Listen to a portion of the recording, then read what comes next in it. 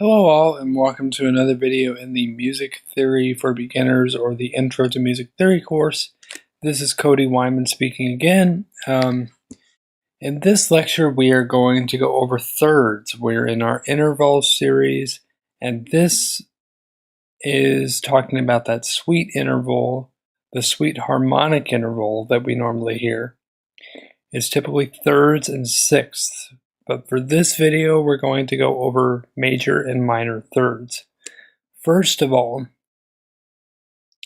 when I'm teaching other students, I always like to make a distinction between the major and the minor third by saying that the major third has more of a happy sounding or a brighter sounding tonality.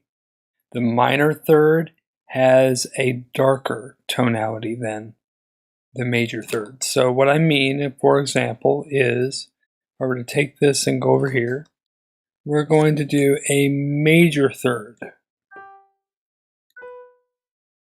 And I'll play that again. And then see how it's brighter and it's not so close and it's not darkening. It's more happy, more upbeat, more bright. That's the characteristic of a major third. And major thirds are usually 2 keys away in the interval scale, meaning if you play a G, you skip over the A and go to B. So in this case, I've got G, B, G, B. In this case, the next case is a minor third. Now a minor third is a third interval that is slightly darker and more mournful, if you will, than a major third. It's actually more than a whole step away, but not quite 2 whole steps away like the major third. So it's got that closeness. It's still a sweet interval at times, but it's darker in nature. And the closer normally you get in interval language, the darker or the more dissonant things become. The more wide open you make things or intervals, the more bright or expansive or broad they become. So just FYI. So we have here before us the major third, which is bright sounding, which is like 2 whole steps away. Then we've got the darker sounding minor third, which is a step and a half or so away from the root note that you start with. For example, G and B are 2 steps apart. A and C are more like a step and a half apart because it's a little bit less compact. It's a little bit more compact with the minor thirds.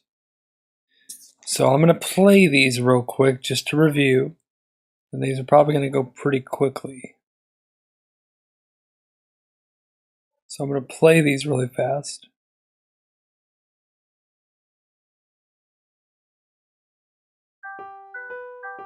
Major third, minor third.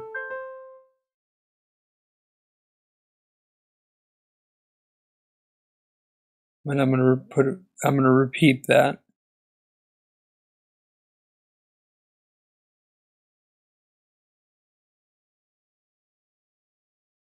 So yeah, you hear the difference between major third and minor third. Now normally the scale, which we're going to get into later, has both whole steps and half steps. That's why there's room made for both major thirds and minor thirds, because of the half step and whole step ratio of the scale. But we will get into that at the end of the interval unit. That'll be one of the last lectures in the unit, in the section. If you have any questions whatsoever at any time, please consult the Q&A. And as a courtesy, I'm going to put all of these little examples in the resources section so that you can peruse them at your will. And I will talk to you later. The next video, we're going to go into fourths, which are perfect fourths. There's no major minor, but perfect fourths is the next one.